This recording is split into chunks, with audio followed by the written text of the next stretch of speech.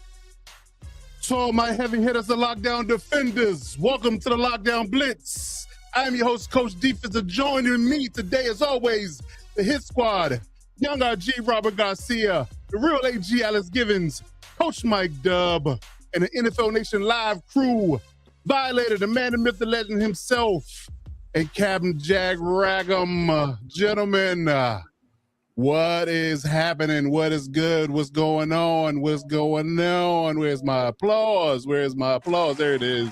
There it is. Indeed. Super Bowl week. The season of football is coming to an end. Or at least real football, but NFL never sleeps. It is never an off season in the NFL with just what we're talking about. But we're going to talk about the big game today. We're going to get into some talks about the rookie class, see how they fared. We're going to talk about where we went right and where we went wrong this year. And we always got to do a segment called Do You Believe? And get some good questions answered for the panel. So, quick vibe check around the room. Let's see what's going on out there. His squad, young RG, what's going on out there, good brother? How you feeling? Yeah, man, feeling great. Can't believe it. It's already here. We dread it every year, and it's the last day of our football season. So we got to enjoy it. I think it's going to be an absolute banger of a Super Bowl. I'm expecting some points to be scored. And, yeah, looking forward to it. Indeed. Coach Mike Dubb, good brother, how you feeling there? What's happening over there in the Commander's land? Feeling good. RG pretty much already set the standard. Really, with his comments, it's sad to see the season come to a close. Not just NFL, but football in general on all levels. This is the official end of football season for 2025, and I think it was a great season all around. We had some entertaining games and two well-deserving teams that'll be playing in the Super Bowl. So I'm looking forward to a good game. Absolutely. Captain Jack Rackham, good sir. How you feeling out there? What's going on out there in Florida? I'm stuffed. Had a nice Mexican food, and I want to apologize to the waitress that came by my table at a very inopportune time right after I busted ass. It was inadvertent, because you don't expect somebody to, but it happened. So to the waitress over at was it Azteca de Oro over here at the mall, I apologize profusely. But as far as the end of the football season, this again is another day where we've busted ass, and we're waiting to see what becomes of this season. What was the expression we said? We don't know what we don't know. We don't know anything. It's something like that. Well, we do know that at about maybe 10 o'clock Eastern time, Sunday, the season's ended. Yes. And if all goes as planned, on Monday morning, the Raiders will officially announce that they have a new head coach. I'm waiting for that. All right. Okay. Good stuff. Good stuff. All right, Real AG. Good brother. How you feeling out there? What's going on in Missouri? Misery. Misery for sure. I echo everyone else's sentiments. I thank the people for watching our show rather than the Pro Bowl, because let's be real, no one's watching that. But it's on. Yeah, right. Point right there, RG. Exactly. But yeah, I mean, yeah, sad for football to be ending. I did not know what to do with myself Sunday, because I was like, nothing to watch. I know. Like, what the hell am I supposed to do? Right, exactly. Yeah, that one Sunday without football, just even in the break between games, messed me up. I was like, "Damn, what? I got I got to do some housework or something. I got to do something around the house. What is that going on there?" Hey, you can give your wife a break from watching the kid. Okay, I'm just saying. Listen, my kid has an iPad and a bunch of friends on her FaceTime. I'm talking to him. Oh, yeah. Okay. Okay. Yeah, that too. But yeah, I mean, when you get to that point, you're just out of whack. You're just out of whack. Tell her I said hi. Indeed. I'll send your regards. Yeah, I bet you will. Violator, the man, the myth, the legend himself. What's going on out there, good sir, in sunny Cal? Yeah, man, things are looking up here.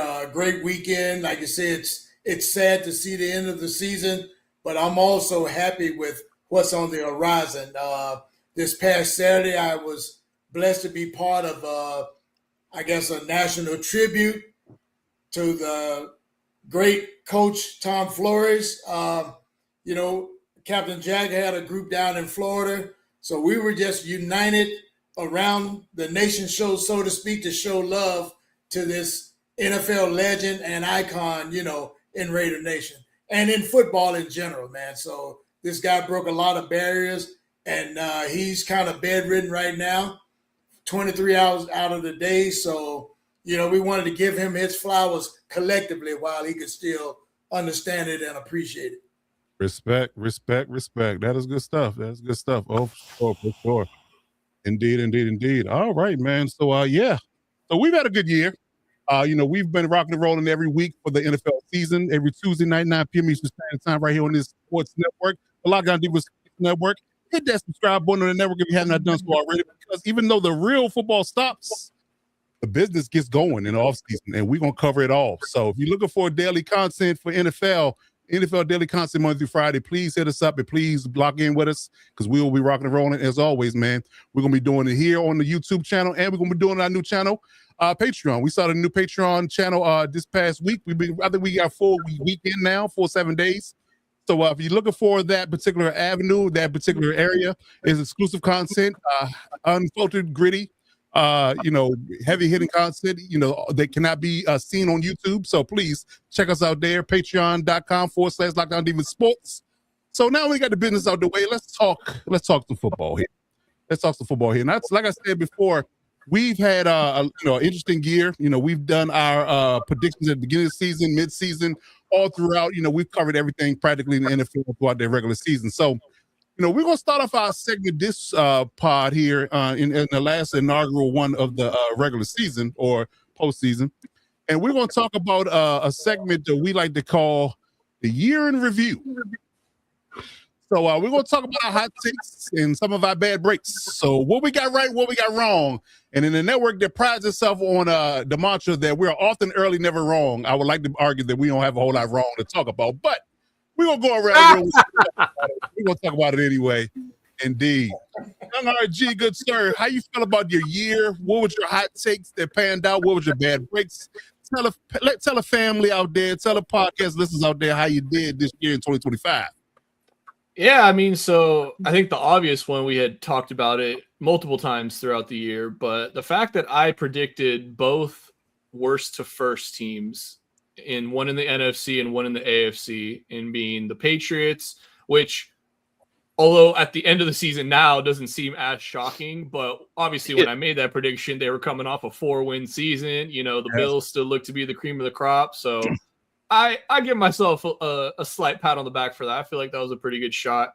And the one that maybe nobody saw coming was the Panthers going from worst to first in their division. No matter how much the NFL tried to rob them of that, they still won it.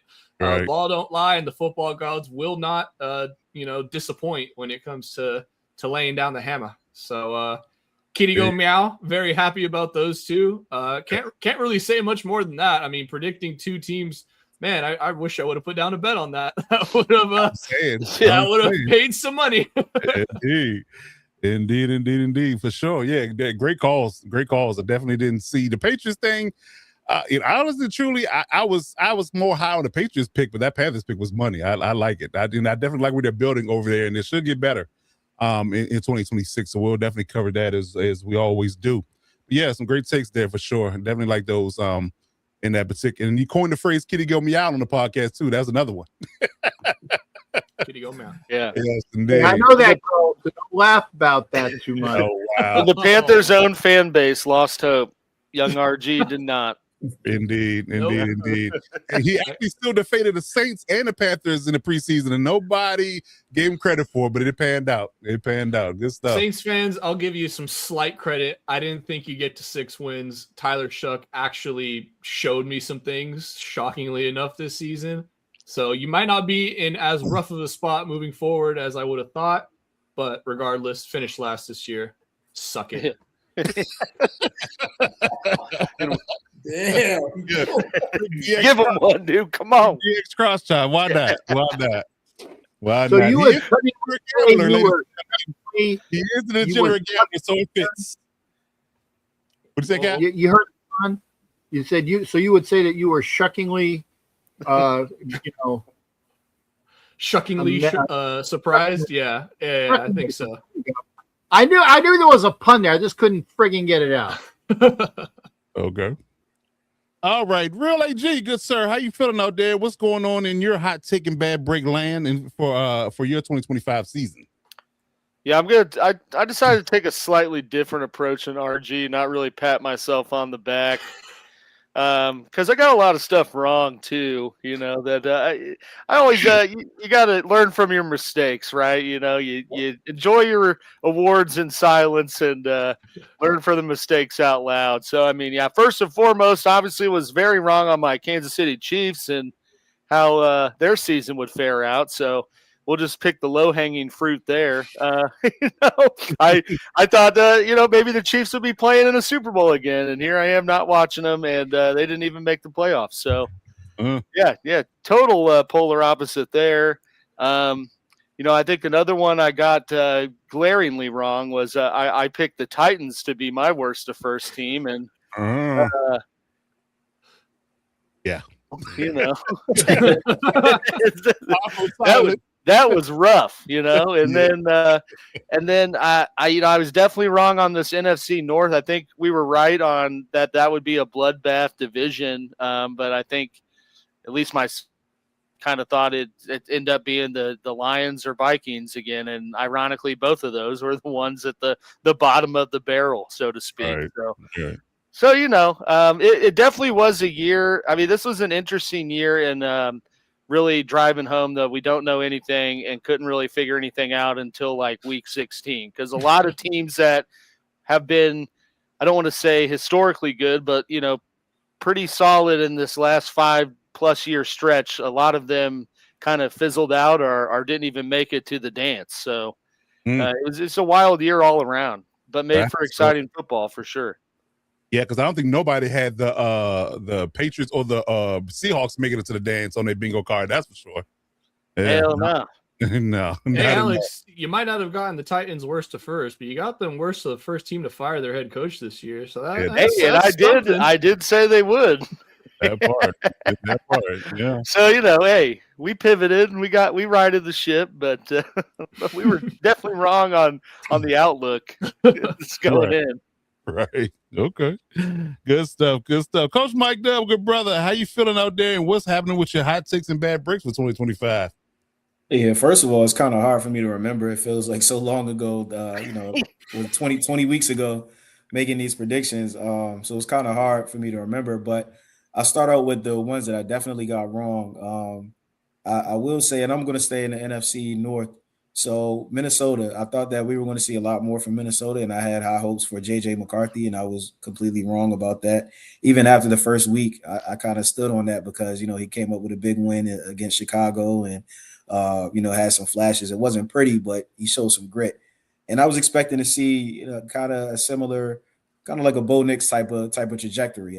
Like I said, I was wrong about that. I believed in, in the Minnesota staff. I thought they were going to be able to strike fire again, like what they did with Sam Darnold. Turns out that Sam Darnold was the one to be credited for it. So he's had 2 14-win seasons back to back or something like that. So only QB since Brady. Yeah, so how about that? How about Yeah, that? and on 2 different teams, he's probably the only person to do that. He is. Yeah, Absolutely. Yeah, I think so. Crazy. And playing in his second Super Bowl in 5 years or something like that? Well, in his 5-year career. In his second Super Bowl. I don't know about Just, playing he has a jersey on. Yeah, Right. he has a jersey on. In his second Super Bowl. He did the interviews, Yeah. Get it? I'm sure somebody interviewed. Right. I'm only here so I don't get fined. I'm just saying. Yeah. So needless to say, I was wrong about, definitely I didn't put as much faith in Sam Darnold, and I put a little bit too much faith into Minnesota and that coaching staff. As you see, that hasn't played out well. And the thing that I will say that I was right about, once again, staying in the NFC North, I did say that the Lions are going to take a step back. I know there were a lot of people's hot pick for these last few years, and a lot of people thought that this is going to be the year that they take that next step. But I saw them losing both of their coordinators, and you kind of saw, that culture being chipped away a little bit. They still have some great guys in that building, some dogs and everything like that, but they definitely took a step back. So I predicted them missing the playoffs this year. Obviously, they did. So we'll see how they rebound. But I think that's a testament to teams that are replacing their coordinators, especially if you're replacing both of them. You got to kind of take that into account. So I was right about that. I was wrong about much more probably than I was right about, but time won't allow, and also I can't remember all of my takes, but we'll just go with those for now. I like it. Okay. All right. Violator, good sir. How do you feel about your season and your hot takes and bad breaks? My season as a whole was just as crazy as everybody else's as far as not knowing anything. Yeah. A couple of things I did get really wrong that I thought with all my heart would happen. I had the Ravens knocking the Bills out of the playoffs, and the Ravens didn't even make the playoffs. So that was way off base. And I also figured that with Coach Kara coming into our organization, we would have a winning season after so many years. Boy, was I wrong with that. So 2 of those things right there, I stubbed my big toe with. So, and that hurts like hell when you hit it just right. You ain't lying. Things that I got right now were Denver being more vastly improved with Bo Nix's second year. Everybody talks about the sophomore slump. I think this guy really improved his game, and it's so unfortunate of his, break there at the championship game. Otherwise, I think the Super Bowl probably would be a little bit different than I think it's going to be. And also what I got right was the combination of Carroll, Gino, and Mike Carroll. They were going to be one and done. Abject disaster. Soon as the season started, I could see that it was so much dysfunction, and the fans didn't really have a grasp of what was going on.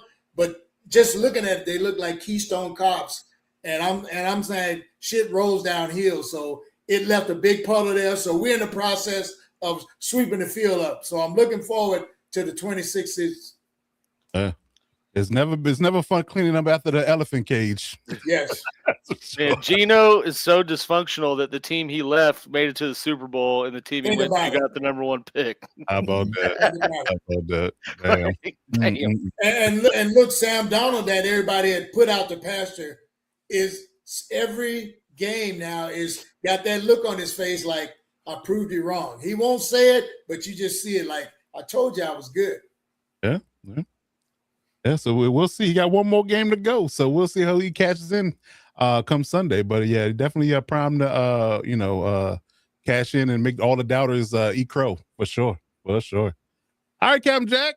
So where you land at in your hot takes and bad breaks for the season? Well, first off, before I forget it, because Violator just reminded me of something, Sam Darnold's going to go back and watch old tape of Will and Grace so he can do the Grace I told you so dance. Told you so, told you so, told you so, because of all those people that were doubting him. What I got right was I picked the Denver Broncos to win the AFC West, and I have tape on it from jump. So I was really right about that. And I'm sorry to say this there, Alex, but I was right, and I said that the Chiefs were not going to be anywhere near a good team. I don't know whether I had said if they were missing the playoffs, but I did say that they were going to take. And I don't take glee with that because Alex is a good guy. He just has. He's got a great life. He's got a great wife. He's got a great kid. He just is dysfunctional about the teams he picks. As far as being a fan of. I got that in kind of disease too. I was like I think we all do. Yeah. Talk about low hanging fruit. I wasn't even getting to you guys yet, but since you brought it up, I knew you guys were going to shit the bed. I'm just saying. I knew. To be fair though, Cap, you do say that every week, so right. When you're just a hater, that's just your ideology. So when I say it's a take, that's like and Chargers are gonna. They're just gonna like that. So and again, I didn't say it. They did, right? It was just obvious. What I did get right as well was that I purposely missed the Raiders at Philadelphia game, so I wouldn't have to see an ass whooping in the cold because I had seen ass whoopings in Kansas City, in the nation's capital, in Indianapolis, actually Houston was a good game, but the games that I went to where I was sitting front row to watch these ass whoopings, and I'm like, I'm not doing it in December in Philly, so I got that right. And so I'm very happy about that. What I also got wrong, and I think Violator touched upon it, how in the flying foxtrot can you have Pete Carroll and his Tweedledum sons? I kept it clean. Clean. Come into a building and make a team worse than it was last year. How do you do that? Like you said, Geno Smith goes from a team that next year they go to the Super Bowl. But thank you, Geno, for being as bad as you are, that the Raiders now have the first pick in the draft, and they are going to pick, by all accounts, I don't want to jinx it, by all accounts, a Mexican who we wearing 15. It's not racist when it's true. Best to you, Coach Tom Flores, the man that you are, and the Raiders, 15, coach, and we love you, Fernando, number 15, coming to the Raiders. I'm just saying. If it's true, I don't want to jinx it. Because that stupid shit happens when you least expect it when you're a Raiders fan. I'm serious. Violator knows. You're not wrong. He is not wrong. We draft the rights to Arch Manning. What? It can happen. I mean, it's 2028. Can you imagine if they could do that? Like, how crazy the that Las would Vegas be? Raiders have run out of time to make their draft pick. The CFL does that like with NFL players, but like they have they're on. I can't remember the name of the list, but it's like an exclusive rights list with players. Really? So like they get the first chance to sign them. Oh wow! Okay. Interesting. I didn't know that. Fun fact, right? Yeah, that's right. Did not know that. Yeah. And one other fun fact, because people they keep saying this and it's wrong. This is now the third time, not the second time, the third time the Raiders have had the number one pick in the draft. Okay, they picked Jabustis, right? I'm just saying it. They picked Jabusted. That was the last time. They're picking the number one pick now, but I think it was the 62 draft. I'm not sure about the years, but they had the number one pick in the draft, and they picked Roman Gabriel, who went to the Rams because it was the other league. So remember that there was drafts before then where the AFL and the AFL didn't have a combined draft. So that actually happened. That's a trivia question for you. So Good trivia, yeah. Good Edward, absolutely. Are you kidding me? They would be stupid not to take that. 3 first-round picks, and they're the Jets? That's like a guaranteed top 5 pick for the next 3 years. And 4 number 2s? Yeah. I mean, come on. Yeah, I'm doing that. Yeah, I am too, but respectfully, screw Mendoza. We're set up for life with those drafts. For real, dude. Oh, wow, that is a good one. That was the good one. We should have Ed come up with our "Do You Believe" segment. Keep that on the wraps, Ed. Keep that on the wraps. For sure. I would be pissed as a Chargers. I would not. Yeah, I'd be mad if I'm Ravens. Like, we could have had what? Yeah, I get right on Patreon to hate for a good hour. Oh man, yes. Hey, get prepared. There could be some storylines out of all of this. Yeah. We're gonna talk about it. We're gonna talk about it. Some on old Max too. So so am I. We're gonna talk about it. Okay.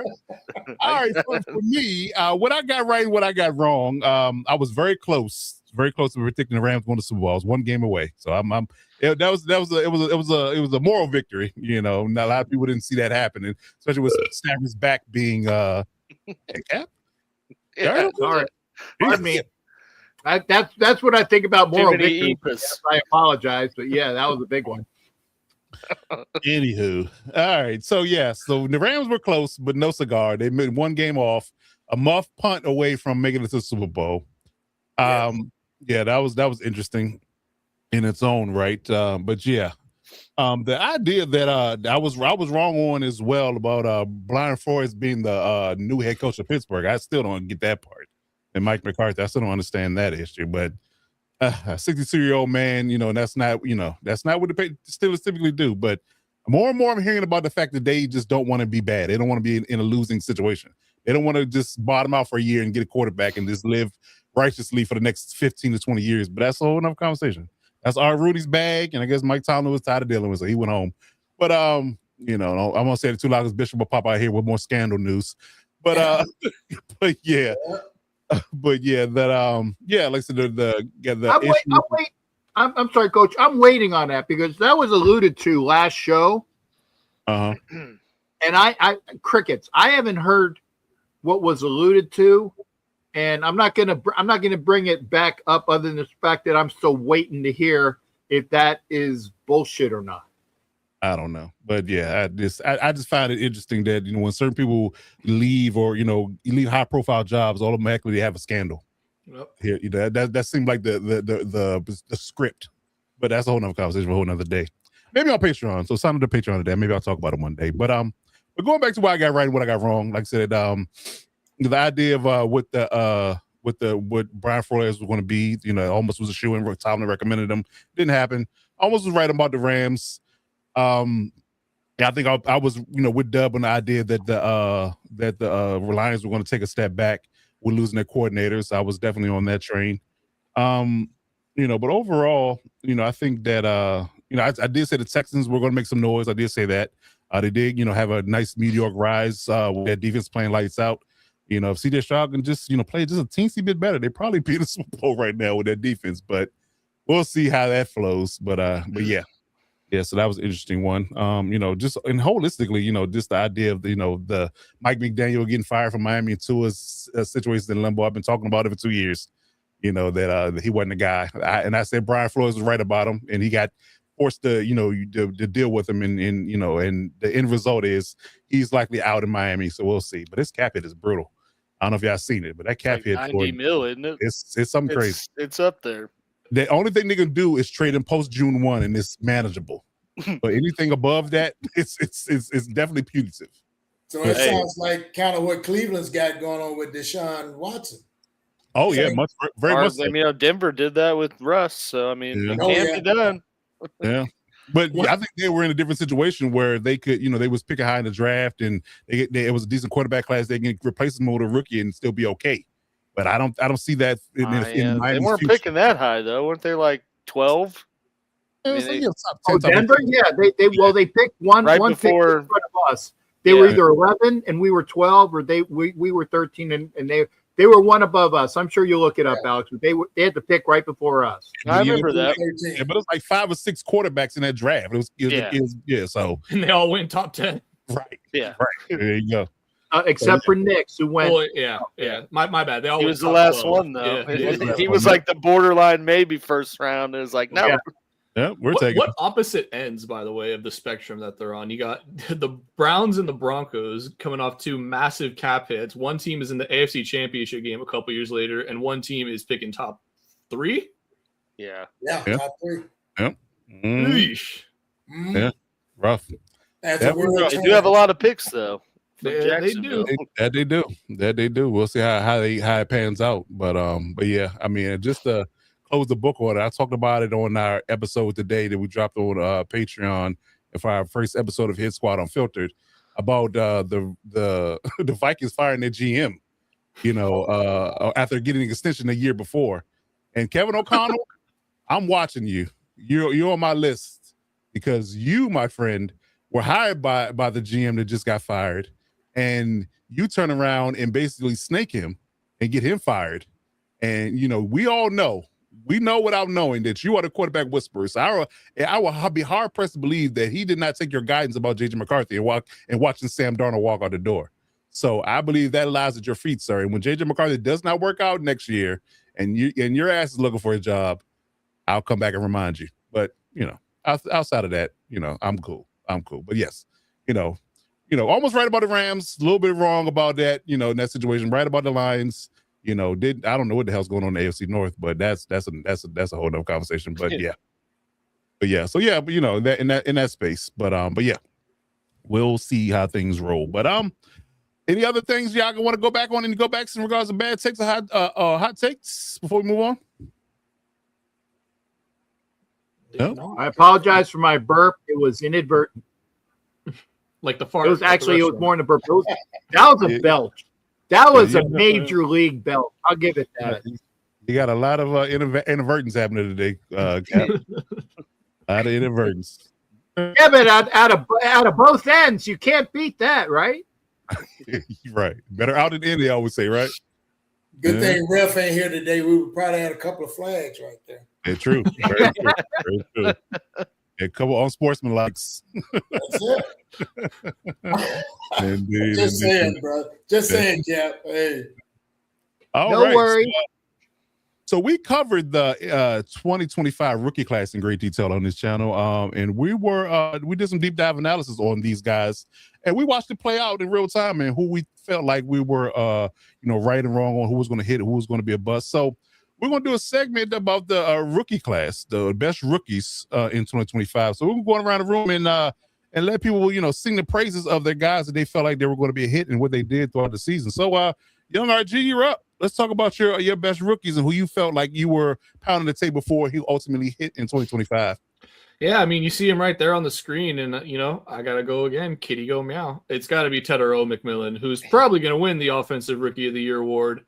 Mm-hmm. And I mean, I think it was just such a slam dunk pick for this team, and clearly you saw it this year with the success that Bryce Young had, albeit they still were below 500. But regardless, you definitely see the improvement in Bryce Young year in and year out, kind of since that benching,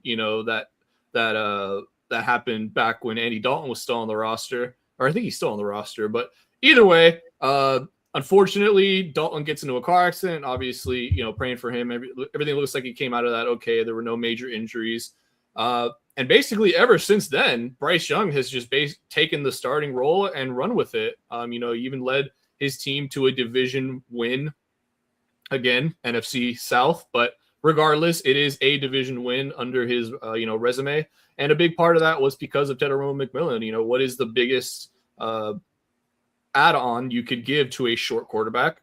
Big, tall-ass wide receiver with an insane catch radius. I mean, that is the answer right there. And Jalen Coker, who's not a rookie, but he also, took a major step forward. And this receiving core as a whole kind of took a big step forward. That running game was great with Rico Dowdle and Chuba Hubbard.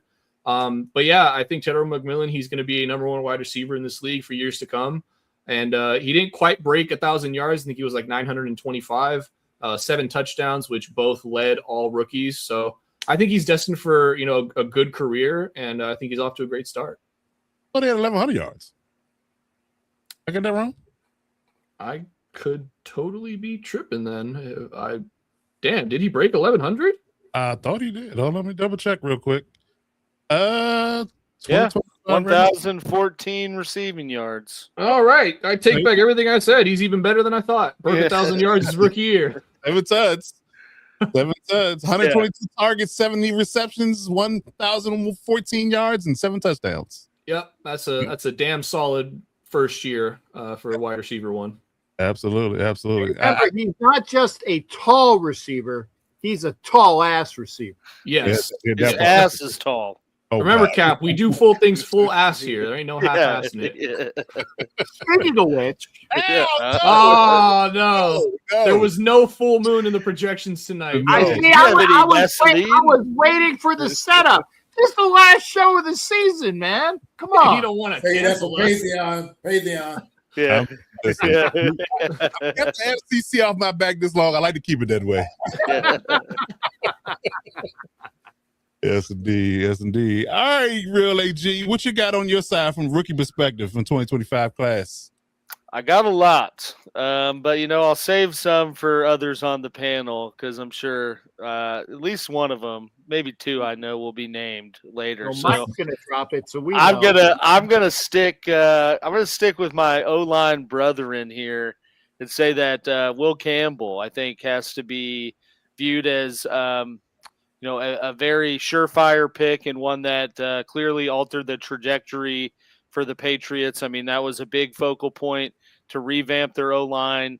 They took a guy that had some questions coming into the draft with his arm length and everything like that. And I know I made a video about, just watching his technique. You could see he's a true blue chip left tackle and could be successful in the NFL. And, I don't have the sack numbers on me or anything, but I'm sure there was a clear difference in those numbers this year for the Patriots versus last year, as well as, they're in the Super Bowl and Drake May's in the MVP conversation. So, clearly spending the number 4 pick on a left tackle helped, revamp their offense quicker. And, they got their guy for the future to protect their QB of the future. So I think that, surefire pick and definitely one that contributed pretty well to his team this year. Is this right? They said this is saying he didn't give up any sacks this year. He might not. I meant just like total wise, but yeah, I don't think he did. He did miss a couple games, so He did. So, but the games he did play, this says 0. Yeah, This says 0. he's a beast. Yeah. can't get much better than that.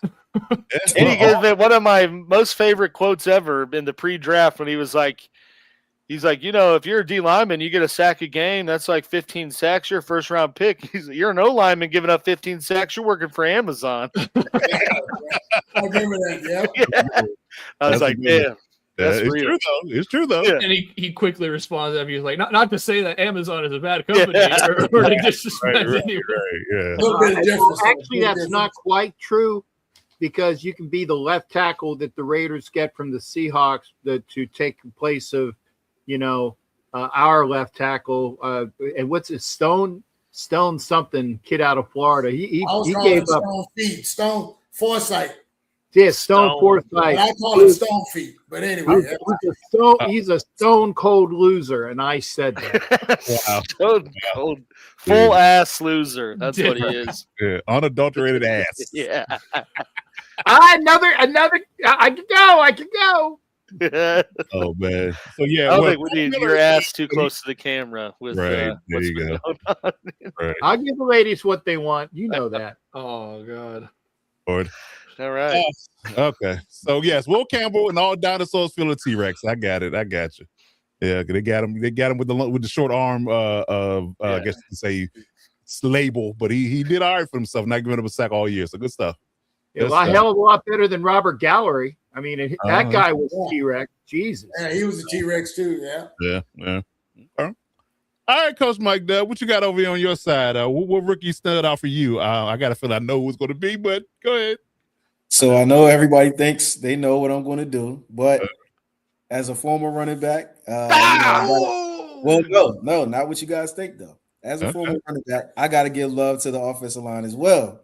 So I got to shout out Gray Zabel. There you go. There you go. Man.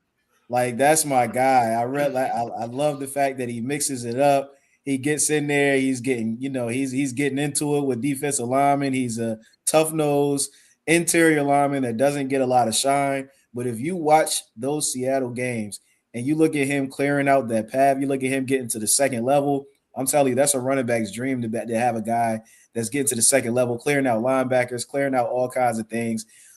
He's giving perfect running lanes for those two running backs back there. We saw the type of game that, Kenneth Walker had in a championship game.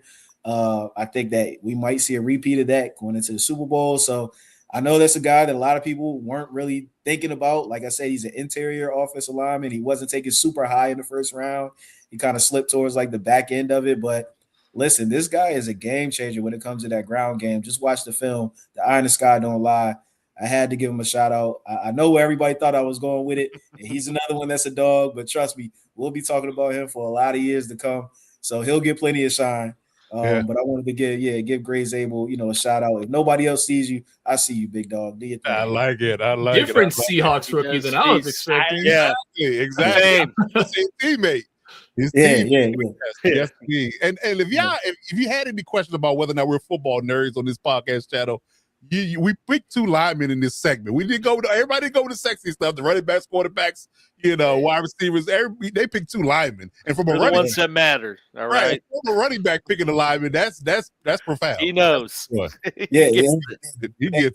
Running backs taking your lineman. Side note, love the fact that linemen are finally getting recognized in the award ceremony. Protector of the Year award, A1. Big fan of that. Absolutely. Yeah, long overdue. Love it. Okay, good stuff. And I'm not as big as this bastard over here, but I'm a lineman too. He just looks a hell of a lot prettier. Thanks, Cap. Hey, the way you've been talking today, I don't know if we want to run behind you, though. I don't know. Running back just collapses after taking the hand off. I'm like fate. Indeed. All right, Violator, what you got on your list in regards to rookies that you had your eye on that panned out this year? Man, I'm pretty torn because I should take the low-hanging fruit, which is the kid that I watched in person, but as an old linebacker, I had to swing a little bit different today too. My guy's a walk-on at UCLA, probably 175 pounds wet. This guy is Carson Schlesinger. Yeah. There you go. Beast. I'm just saying, man, this kid lit it up this year. Now, it's funny that we give out these awards, but they're not always on teams that do well. But you're looking at individual effort and future potential. So I'm not a big stats guy, so I wrote some notes down on this kid. He led the league in tackles with 146, 78 stops. Wow. 11 tackles for loss, 20 QB pressures, 2.5 sacks, 3 passes defended, 2 interceptions. Now, the numbers speak for themselves, and I'm not a numbers cat, but when you look at what this guy produced, and of course he's playing behind Myles Garrett, but effort, sometimes you can't measure that. All you can do is see the results. So this kid got my vote because he's scrappy. I was hoping that we would have picked him up in the draft, and I was so disappointed because I had seen him play at UCLA. And this kid's the real deal. Hope he stays healthy. He's going to raise some hell in the future. Yes, he definitely in the certified dog fraternity. Dog fraternity. Yes, sir. Dog fraternity. Really low key. The Browns had a pretty good 2025 draft, honestly. Oh, yeah. We praised it. We praised it. I'm trying to take 2 quarterbacks. One is a Pro Bowler. Right. Hey, Oh, that's hey, Pro Bowl shit don't we're you saying to even. you. Don't you even. Oh, that Side is note, did you guys see I can't remember where he was at, but Dion was interviewing like, my son did something I didn't do, and that's make the Pro Bowl my rookie year. And I'm like, God. please tell me you're not buying into this, brother. Come on. I think he's trolling, but yeah, that's funny. Oh That my is funny. God. Please, That How crazy is it that at the end of the year, if we would have said the Browns, had a defensive rookie in contention for defensive rookie of the year, it wasn't going to be their first round. What was it? Their third overall pick? Yeah. And he had a pretty good year too, though. He did. Yeah. If they could just get that Yeah, offense, because they figured traded out. down, I think, to 4 or 5. Yeah. Jacksonville traded up to take Travis Hunter. Yeah, it's got Mason Graham in the first, and then they got Sweater at the top of the second, right? Yeah. Okay. And Fannin, Judkins. Yep. Damn, that's a great. It was a Great tremendous draft, dude. I'm telling you. Now that's But not you gotta getting think about it. twisted. That guy to me is part of Coach Schwartz's signature. You know what I'm saying? Certain type guys, Mhm. he fits the bill, man. So, Hell yeah. like I said, I still got my linebacker list for this year's draft. Man, I'm hoping I nail just 2 of the picks, man. It's going to be a nice one. You just got to change that number. But the big sexy guys are going to be the stars of the show this coming draft. Yeah, because this kid Jacob Rodriguez out of Texas Tech, Oh yeah, he won every award imaginable in FBS this year. The Bednarik Award, the Nagorski Award, and the Lombardi Award, all of them. As a linebacker. Dog. As a linebacker, yes. So I'm waiting to see where he lands. He's definitely that might be another Jack Campbell type of vibe where he can go early in the first. But as good as he is, so we'll see. He was a Heisman candidate for some time. He was. He finished like fifth. He finished like fifth in the vote. And he was a quarterback prospect coming into college, and that's crazy too. That helps his game on the other side because he's cerebral, dude. He's got it. Whoever the coach that saw him and was like, "You're going to be a great linebacker," hey, props to you, man, because that's Get that raise. Get that raise. That's for sure. That is for sure. Either that or like, we don't know what to do with Rodriguez. Such a nice guy, but he's never going to play QB. Right. Because it's going to be a linebacker, and then it's like, holy shit, he's good. Right. Nobody tell him he's good, or he's going to transfer. He showed them toughness. That's why they switched him over. Yeah. Or he just waterboyed somebody in first practice. And like, there you go. There you go. Yeah, you need to be on this side, son. Those class that I could. Put a lead block There out you there are. for running back. Right. that's some quality H2O. Right. There it is. All right, Captain Jack, who you got on your list as far as rookies of the year for your side? Well, I mean, since there's a lot of fruit that was left to me, but I'm not going to eat it all. Okay. Let's remember that obviously this was a great running back class for a bunch of people. I would be, what was it? I'd be remiss if I didn't say to give props to a kid by the name of Omarion Hampton that went to the Garglers. See, positives and negatives all in one set. But yeah, a very, very excellent back, which is one of the reasons why I said, because of all the running backs in this draft, I said, why don't the Raiders take an offensive lineman by the name of Membo? But they didn't.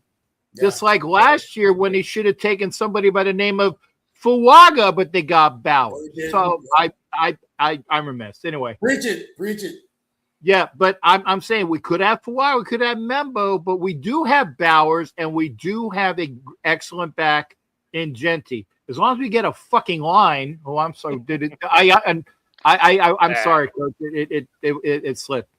At 40, not quite at the 49-minute mark. So I did. Anyway, as long as there's a line for, but hey, there's Travion Henderson. There's Quivon. Was it Quivon Junkins? Quishon. Sorry, I'm sorry. Yeah. But here's my 2 rookies, and this is the 2 because this is a package deal. I said at the beginning of the draft, even before the draft, I said, if you want a quarterback, you better take Jackson Dart. And I was correct in saying that Jackson Dart would be the apple of this quarterback class. If he can stay healthy and not with with those concussions, he could have lit things up this year. And then, Coach Dub up there is going to say, damn, the Giants actually are a good team. That's one of the reasons why I think Harbaugh went to New York. But I said this was a duo. Let's give it up to Cam Scatterboo that had he been able to remain healthy this year, the Giants could have won a lot more games than they did. So look for the dynamic duo of these rookies in their sophomore year to light it up in the NFC East with a better coach. So my applause to Jackson Dart, who I said was the best quarterback in this draft, and I think I'm so far I'm there right now. And Cam Scatterboo, who will give a lot to the New York Giants offense as long as he just doesn't come breaking boards and stupid things and going to WWE events and things like that. But let him do the positive things, and they will be good up in New York, and that'll be great for the other Harbaugh. So there you go.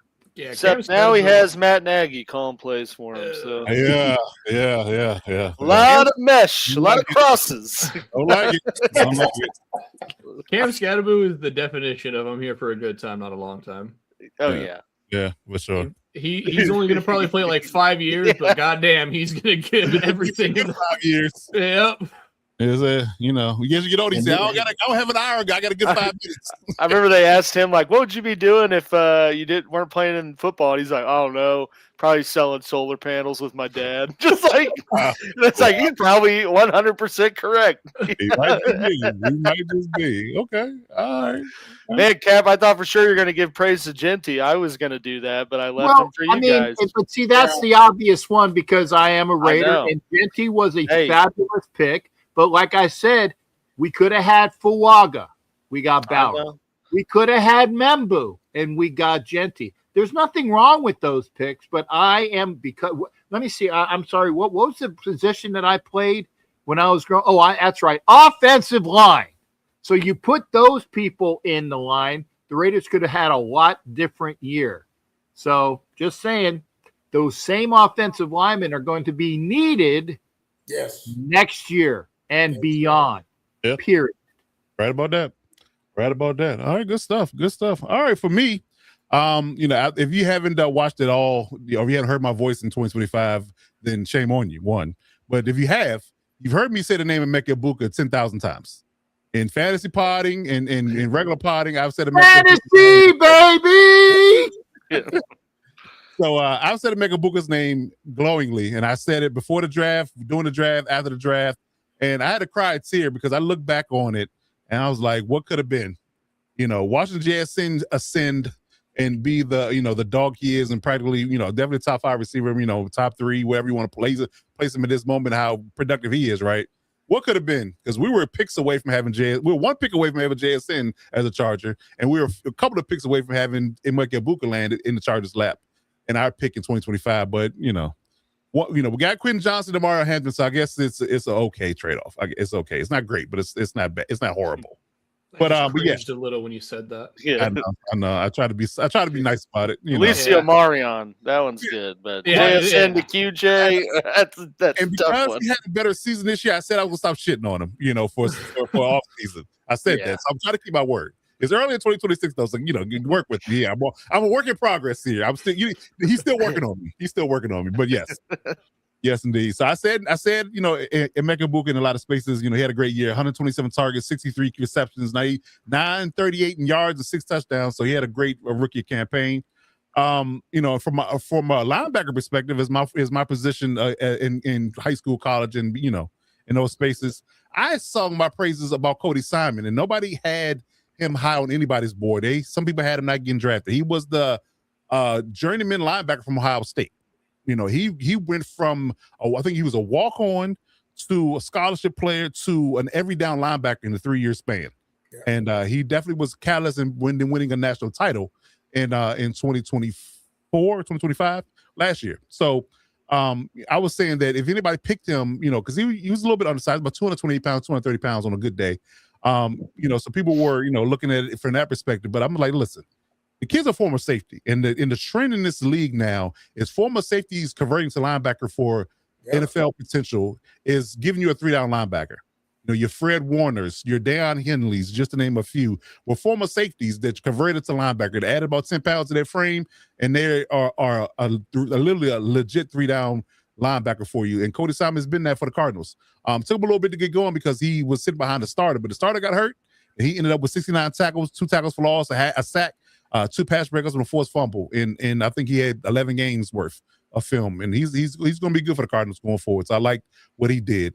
And lastly, for my team, Jamar Caldwell, I sung my praises about him. Well, getting him in the 3rd round, and him next to Tierra Tart in our defense this year with Jesse Minter, he had an 83.1 run defense grade, on top of having 31 tackles and from the interior, a sack, 5 tackles for loss. He even had a pass breakup and a forced fumble. So so that kid from Oregon was definitely a slam dunk pick, and getting him in the 3rd round was an absolute steal for the Chargers, and locking up him and Tierra Tart for the foreseeable future, and their contracts in lockstep for the next 3 years. I'm loving that those two is our interior D linemen going forward. So just looking up for the D line in LA for sure. So those are my guys. Wasn't Jamari Caldwell the one who got that pick on Hurts? Who he ultimately ended up fumbling it, but I'm like almost certain that was Mike Wazowski. What? that was the Monsters Inc. Show they did for that primetime game. Oh, okay. Like, did we not watch the same game? I saw Sully get a pick too. So I didn't watch the Monsters Inc. game. Sorry. Yes, but I believe Jamari was the guy, because I think he dropped him in coverage one good time and he picked it. Yeah. He fumbled it, but he did get the pick. Yeah, the pick. Indeed. Okay, good stuff. All right. So any other rookies you want to mention before we move on? Shout out to Rondé Gadsden. Yes. Just needed to say that. He was fantastic. NFL pedigree. Obviously, his father played in the league. He was a revelation at tight end this year. So very excited to see him and Herbert. And now McDaniel moving forward. Yes, yeah. And 2 other guys from a safety perspective that I'm looking at, because I called the R.J. Mickens move. And in fact, we got Chris O'Leary coming back as our DC, working with him, and he's worked with 3 potential all-pro safeties already: Derwin James, Kyle Hamilton, and Xavier Watts. I like R.J. Mickens' chances of being an all-pro because of his development with Chris O'Leary. So I'm looking at that as being our stalwart safety going forward. And we got to say the name. Let's be real, because I'm going to read the stats. Nick Amawari, man. Yeah. We all have saying his praise. You just got to say his name. 81 tackles, 2.5 sacks, 9 tackles for loss, 11 pass breakups in a pick in his rookie season. Animal. Certified dog. Mike McDonald was like, ooh, I need another Kyle Hamilton. I'll just get one that's better. Exactly. Faster, stronger, and taller. Yes. Yes, indeed. Yes, Cap. I will say, go ahead, Cap. No, go ahead, Dub. Oh no, I was just going to say, I think as we, and we'll probably talk about this and dive into it a little bit more in the offseason, but this is probably off the top of my head, one of the more productive rookie classes that made like an impact immediately that I can remember. I agree. You're right about that. Yeah, a lot of people. You're right about that. A lot of people shined. I think I think because they come in more game ready to start, and even some of the rookie QBs get thrown into the fire. Mm-hmm. But depends on the program that they're in or the conference that they're in. They're pro ready. You know what I'm saying? So it's a different game now. So when these guys get drafted, they expect an immediate return on investment. For sure. And that's what they're getting. And that's definitely what they're getting, for sure. And we talk about this ironically, talk this about this on Patreon about NIL changing things. These guys staying longer in college because they're getting paid through NIL. Their development is higher, especially skills positions. So yes, definitely a benefit there. What you got, Cap? I'm going to say, and I'm going to give some love to 98 and 99 from this past draft, because I was there front and center, literally on the screen when the Raiders drafted Rodgers and Grant. Yeah. And it's a shame. It is a shame that they had zero coaching from, and I alluded to him earlier, Pete Carroll's Foxtrot Tango coach Brennan Carroll, that's a wasted year. A wasted year. And we could have been so much better had there been a modicum of coaching for those two guys. Because I think I see a lot of potential with them. And Raiders, like I said, Raiders need to upgrade. We're talking offensive line, so I'm going to chime in on this. The Raiders might have that covered between people we pick up in free agency, those two guys, JPJ coming back from injury, and Miller hanging on. Yeah. Okay. Hanging on. But he's going to be phased out eventually because unfortunately he can't stay on the field. He's in the tub too much. Yeah. But it's a shame that Rodgers and Grant got zero teaching this year. It's a shame. I'm pissed off about it. Yeah, I had them tagged as being some sneaky sleeper picks for O-line, and it's a shame that they didn't really get on the field or get any toolage. But that's apparently it's a sickness going on in the AFC West where they're not coaching any good young old linemen. You know, Mike Devlin couldn't do anything with our guys, and those guys didn't even see the field, so that's a shame. And I still think there's something there. So if Cliff Kugelback's going to be your coach, I think they bring in a good O-line coach and develop guys. I might have something there. A lot of people had, especially Grant, high on their boards of being a sleeper day three guy of being good in the league for sure. So yeah, okay, all right, good stuff. All right, so let's jump into our next segment. Let's do a quick segment called "Do You Believe?" This is our segment we've been doing all season long on our podcast channel. If you're just your first time watching, hopefully not, but if it's your first time watching, this is our segment where we do first reactions to questions that they do not know beforehand.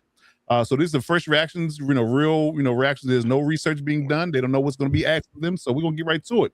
And this particular one, since this is the last live show of the season, of the regular season, we're going to do team-specific things in regards to these questions here this time around. So I'm going to start with Dub. Do you believe, for the Commanders, we'll talk Commanders here, do you believe that David Blau will get Jaden Daniels back on track? Yeah. I do. I think that the whole franchise is invested in it. I think that everybody from the top down, from ownership down to players, down to Jaden's mother, everybody's invested in it. So I think that's something that it has to be done. So I think that's going to be a big priority of the team going into the new season is making sure that he's protected first and foremost, put in a position where he can highlight his strengths. And I think that, David Blau will be able to do it. And it might not be in a traditional way, might not be in a way that we're used to seeing. It might, be in a completely different game style. But I think the most important thing is keeping him healthy. And I think that, they'll put him in a position where he could be healthy first and foremost, and then the rest will work itself out. So, yeah, I think so. Okay. Dave got Miss Jackson's approval. That's well. Listen, I'm just saying everybody's invested in it. So it's a lot of people looking over the shoulder. Like I said, the Tasha Mack Jr., whatever you want to call it, right? That's her. That's her. For those watching the game, yes, that's Tasha Mack Jr. For sure. Yeah. So I believe in him now. Okay, good stuff. So yes, David Blau will definitely get Jaden Daniels back on track and then ascending to the franchise quarterback that he's destined to be. I like it. All right, good stuff. All right, RG, you're up next. We're going to talk Chargers here. Do you believe that Chris O'Leary will keep up pace with Jesse Minter's defensive production? Oh, man, that's a tough one. Keep up pace? Yes. I'll say yes. I think they still take a slight step backwards, but I don't think they take as big of a step back as maybe we were predicting when we first heard that Minter would be leaving for Baltimore. Mm-hmm. I think obviously, he worked, as you mentioned, as the safeties coach under Minter back in 2024 when they had the number one ranked defense in terms of points allowed. Mm-hmm. He took a very similar path to Minter to become not necessarily a head coach, but a prominent coordinator in a prominent coaching position in the NFL. Mm-hmm. He's a positions coach, goes to college to be a DC for 1 year, learn the play calling, comes back into the NFL to replace his once mentor. I think that, the secondary has consistently been the strong suit of this team ever since Minter got here. I don't think that's going to change at all. with O'Leary being there. I just maybe have a little bit of slight worry for the interior and some of the linebacking positions, but I think a lot of that as well, this past year at least, we could have definitely gotten better at some of those positions. I think Bud Dupree was a bust. A couple of, linebackers, some of the backups and depth kind of tier guys were a little bit of busts. But yeah, I think he's going to run a very similar Minter style defense, but he's going to put his own little twist on it. So I'm excited to see what that's going to look like. Okay, good stuff. Yeah, I'm curious too. I have no doubt that the secondary will play well with his expertise coming into the building, especially the safety room. They're going to benefit greatly from that. And I know Tony Jefferson chomped at the bit to resign because he wants to play with O'Leary again this year. So I'm looking forward to that. Definitely looking forward to RJ Mickens' development under O'Leary as well, because I think he's going to be the future. Him, Derwin, Tony, Elijah, those four. I think we're in good hands in the safety room for sure. And this depends on what the nasties do, the front seven do. I think we could benefit from another D lineman to go along with Tart and Caldwell, and another edge if we're assuming we don't re-sign Khalil or he doesn't he retires. But we'll see. But yeah, I think we have a good chance. I like our chances with him being a mentor disciple per se of getting that same mantra going and building on a similar fashion. And the fact that the most guys that are in house already don't have to learn anything new. The scheme's already in place. Yep. Because I think he said something about going to a 4-3. I doubt O'Leary goes anything opposite of what Minter ran in the past season. So I think he'll still stick with a hybrid 34 base style defense. But we'll see. We will see. All right, AG, you're up next. And we're going to talk Chiefs. I got to add something. As long as O'Leary's great-great-great-grandmother who lives in Chicago keeps her cows in the barn, things will be okay. And we have no idea what you're talking about. You lost it. That one went. Look it up. All right. O'Leary Cow Farm. O'Leary Chicago cows. Okay. O'Leary cows, Chicago. I'm going to throw it out there. Fire. All right. Okay. All right. All right, AG, you're up next. We're going to talk Chiefs here. As we heard recently in the last week or so that they have let Matt Nagy go out the pasture and brought Eric Bieniemy back as their OC. And Travis Kelce was speaking glowingly on his podcast about Eric Bieniemy and how they could change the culture, get the culture back on track in regards to what the Chiefs are going to look like in 2026. So do you believe that Travis Kelce will definitely return now that Eric Bieniemy's back? I think he does, just by the way he's been talking and the way kind of the end of the season was handled. I think I said even before we knew even that they were replacing Nagy, that I thought he was coming back, and just kind of seeing how he's personally talked about it and just how it seems like the franchise as a whole is very excited to get EB back in the building. So yeah, I think Kelce comes back, and I think we see a little bit of a resurgence from the offensive side of the ball with someone like Bieniemy back. Because if you go just look at their stats, from a team base as well as just individually players, like there is a massive change and drop off, the year Bieniemy went to Washington. So, I know some people are a little upset at it's kind of like just rebranding, the same what something was before and acting like it's new, but that got results. So I'm excited to see if that comes back to fruition. Okay, I mean, what's to the tune of 3 Super Bowls, right? Yeah. Well, I think going to 5. Yeah, winning 3. Yeah, I think that's a winning formula in my opinion. So yeah, okay, good stuff. All right, Violator, you're up next. We're going to talk Raiders. I got 2 Raiders questions for you 2 gentlemen here. There's going to be some good ones here. So, on all accounts, let's say he has a change of heart at the last minute if he wins the Super Bowl on Sunday. All accounts is, Clint Kubiak is going to be your new head coach, right? As long as he doesn't pull a McDaniel. Yeah. Pull a McDaniel? When McDaniel became the head coach for the Colts, yeah. And said, I'm good. You know what?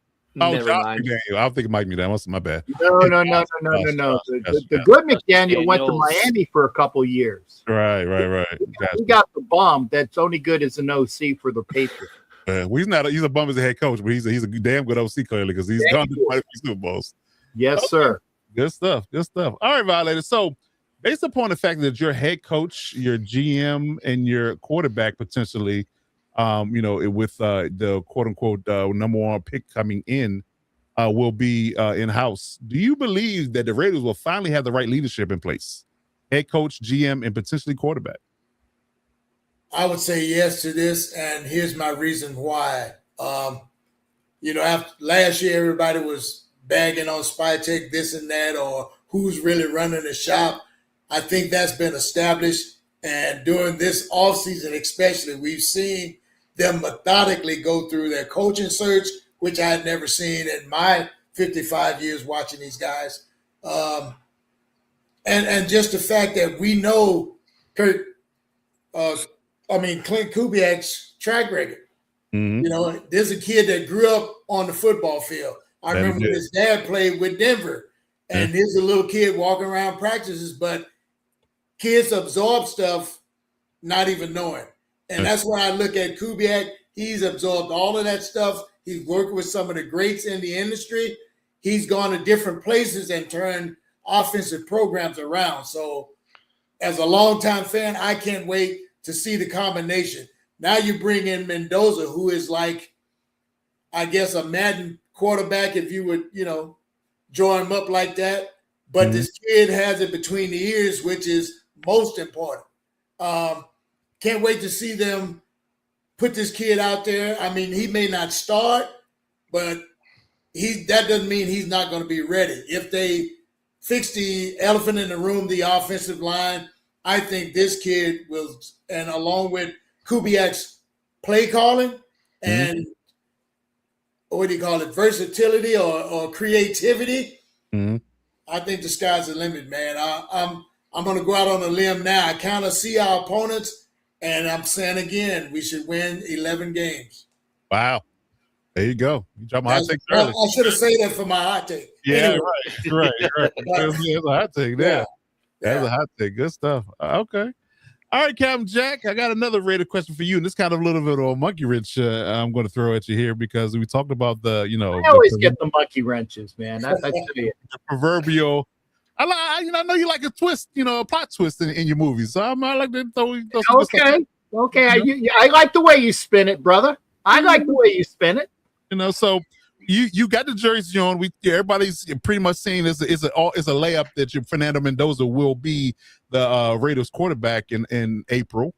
But so do you believe that the Raiders are locked to take Mendoza at number one, or do you get a deal like Ed said and you move on from him in the draft? The answer to that is hell, no. And the reason why is because, as Violator was alluding to, Kubiak ain't coming to the Raiders unless he knows he has Mendoza locked up. He knows he's going to have this year's, and I will say this year's, franchise quarterback in the house. He knows what he can do, or he's envisioning what he can do with him, okay? He's not coming to the Raiders unless he said, oh, well, the Raiders' number one draft pick is going to be Bain or the kid from Ohio State at linebacker. No. They're good picks, but he's not coming to the Raiders unless he knows I got Mendoza and I'm going to build with him. I'm going to build an offensive line, and I think that he's going to bring over the guy that's his O-line compadre over in the Seahawks, who knows how to do what he wants to do as either his O-line coach or his OC in name. Right. And I applaud the hell out of that. So if he gets that squared away, we shall be good to go. And again, Violator, I love that 11. I'm sorry. I've still been burned by the 7 that I was waiting on the last 2 years. Okay. And I have faith, but I want to see what the over under is before I throw some big money on the Raiders this year. And the other thing is this, we're going to be a lot better.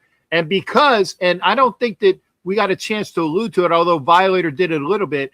Spytek was handcuffed by that old grumpy old man. Not me, the other one that was the coach of the Raiders this past year, okay? He was handcuffed by what he could do and what was he allowed to do, okay? His draft picks were good, but they might not have been the best at the time. They could have had other people, but he was being fed the Pete-isms of I want this guy, I want this guy, I want this guy. Why? Because the Raiders have done things ass backwards for years. They had the coach dictate to the GM what's going on. And finally, as we answered in the last question, the Raiders are doing things the right way, like most every team in the NFL. I think there's 32 teams. They're finally doing things like 32 teams. The general manager dictates to the head coach what's going to be going on and the players he's going to get, and not the other way around, period. All right. There you have it. So they feel like they finally got the head coach, GM, and quarterback combination right, so assuming everything breaks the way it needs to. And I mean, those are going to be the number one pick and go into the Raiders. There you go. But don't jinx it. Don't jinx it, damn it. Don't jinx it, okay?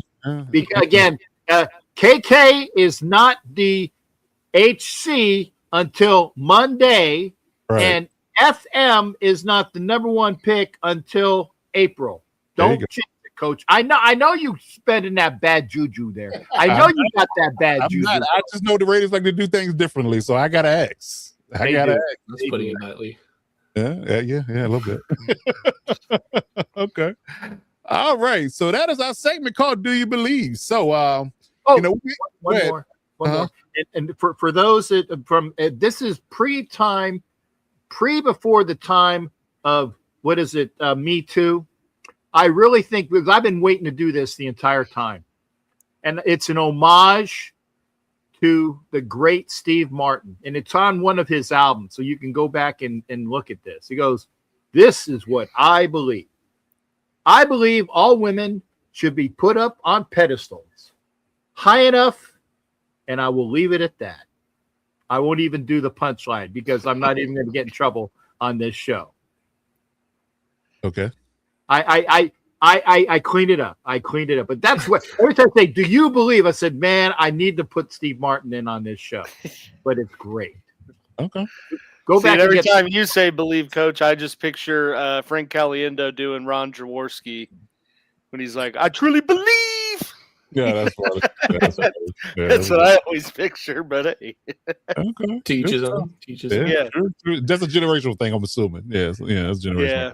I mean, I know who Steve Martin is. Yeah. But you're more of the Martin generation. Thank God. Well, he's a lawyer. He needs to know who Steve Martin is. Okay. All righty. Let's move on. Let's talk about the Super Bowl. Let's get into it. Let's talk about it.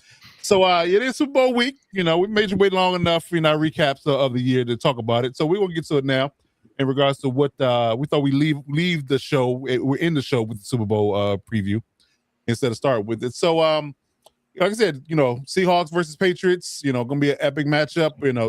Two very good coaching staffs, two very good quarterbacks, very good teams holistically, really good defenses. It's an evenly matched game for a lot of it. So so we'll go around the room, and give our takes and how we think the game is going to go, and give your pick. Who you got winning, and you want to throw out a score prediction, however you want to flavor it, please do so. And we'll go around the room and do everybody's take on what do you think the Super Bowl is going to be like on Sunday. All right, young RG, you're up first. Let's talk about what you think the Super Bowl is going to look like for you. Yeah, man, I think this is going to be a great Super Bowl. It's obviously a Super Bowl rematch of the infamous 1 yard line debacle that unfolded that dreaded February night. Yeah. But I don't think hopefully something similar doesn't happen. I expect this to be a pretty high scoring game, all things considered. I think the Seahawks defense is going to play well, and I think they are going to, definitely throw some wrenches in the McDaniels game plan for the Patriots. I think I still have the Seahawks winning out this. I think the Seahawks right now, they're 4.5 point favorites. That is way too many points, especially in the Super Bowl. I think they win this one. I'm going to say 30-27. So they don't cover the -4.5, but I think it's just going to be a nip and tuck back and forth ball game. It could come down to a key defensive stop, a key turnover, similar to the NFC Championship game with the Seahawks and the Rams, where, it came down to that infamous muff punt, and that ultimately sealed the Rams' fate. So I think something very similar will happen in the Super Bowl, and because it's the Super Bowl, that's just 10 times as exciting if something happens that late in the game.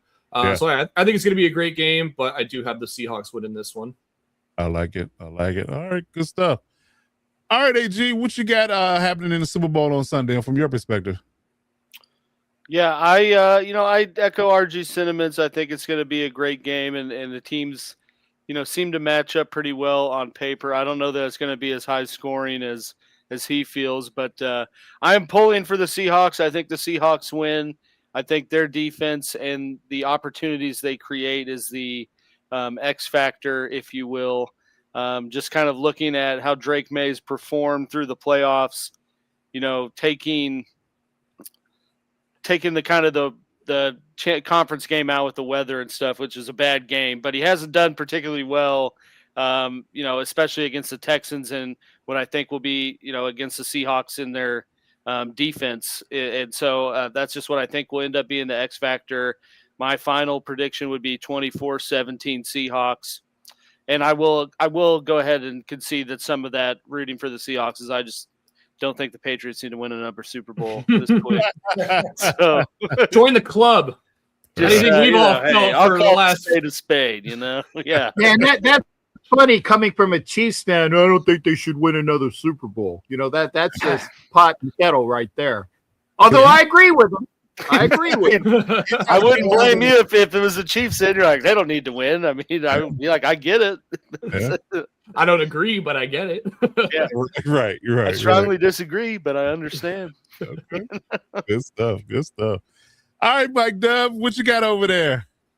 Yeah, I think I'm going to jump on the bandwagon with everybody else. When I think about the matchup, I think number one, coaching, I think is a push. It's pretty even as far as coaching. I like both coachings, both styles.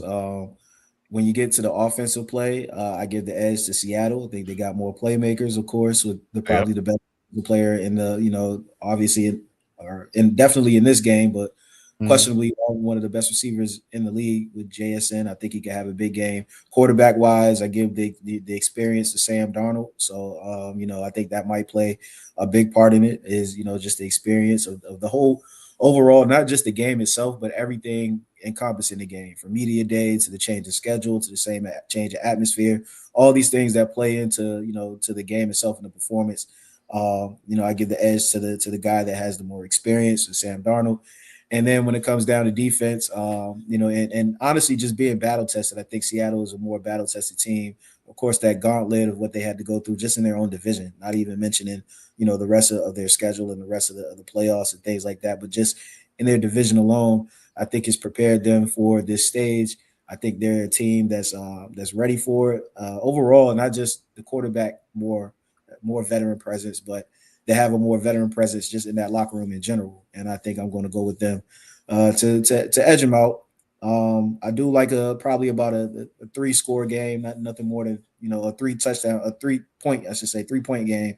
Nothing more than that. Not sure what the score will be. I do think it'll be probably on the lower score side. So maybe between 17 and 20 points, somewhere in that aspect. But yeah, I'm looking for the Patriots. Not the Patriots. I'm thinking for the Seahawks to pull out a close one. Okay. All right. Good stuff. All right, Violator, what you got on your side? Who you got winning this game and why?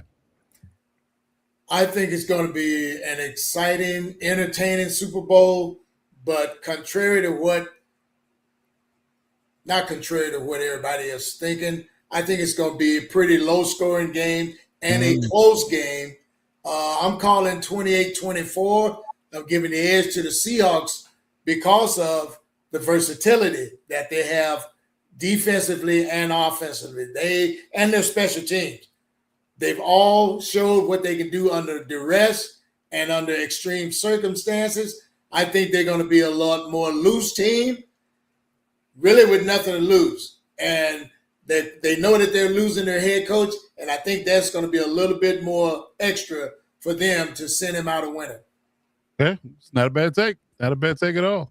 Violator, I love that you said low scoring and then you said 28-24. I was I like, know. damn, Scoring. if that's a low scoring game, I mean, That's I a think touchdown a quarter. That's it. Yeah, that's a great Super Bowl. I would not be upset with that. That's low scoring. I don't see no 38, 45. No, it's not going to be like that because it's going to be such a physical game. Okay. And people never talk about that part of it. Right. Yeah. That's a good one. I don't. I say my take for the end. I let Cap go. All right, Cap, who you got in the Super Bowl and why? What's your synopsis on the game on Sunday? Well, first off, the 28-24 score was the same score that was the last time that they played. That's a good one. That's a good one. 28-24 should have been a different score. Should have been. Gave Marshawn Lynch a damn ball, but go ahead. Had Carroll not listened to friggin' Darren Bevel, but we'll go beyond that. Yeah. But yeah, 28-24. But the other thing is though, is that is actually under, because I was looking at my bet, not that I'm bringing it to a me thing, but it's the over 45.5. That's under. Yeah. So I would like to see, only purely because I threw some extra money. I call it my extra money. What's over like the hundreds. So I threw my $27.52, which was the extra over 200 and I had to do it on a 3-bet parlay. I couldn't do the other thing. So if it comes in and I got the boost on it, if the Seahawks win and they get the over, which is not Violator score, and the Patriots get the plus 4.5, I get $341. So I'm kind of hoping, for me, that happens. Okay. But I don't know if it's gonna happen at all. But I do know that the damn Seahawks are going to get their revenge from that stupid frickin' call that the Seahawks are going to beat the Patriots, that the Patriots are not going to get number 7. Thank God. And by the way, I do have a homage. I am going to have Gil Santos' son, Mark, on a show tomorrow at 6:00 Eastern time. Again, Gil was the guy who was the play-by-play guy for the Pats in the 70s. And Mark's been to like 7 or 8 Super Bowls. He's going to be on my show talking Patriots, talking Super Bowls, and giving some idea, giving his views just on the NFL. So if you got nothing else going on, shameless plug, come on over to Captain Jack's channel tomorrow, 6:00 Eastern. Yeah, I got a YouTube channel, and yeah, so it come on over there. All but right. Seahawks for sure.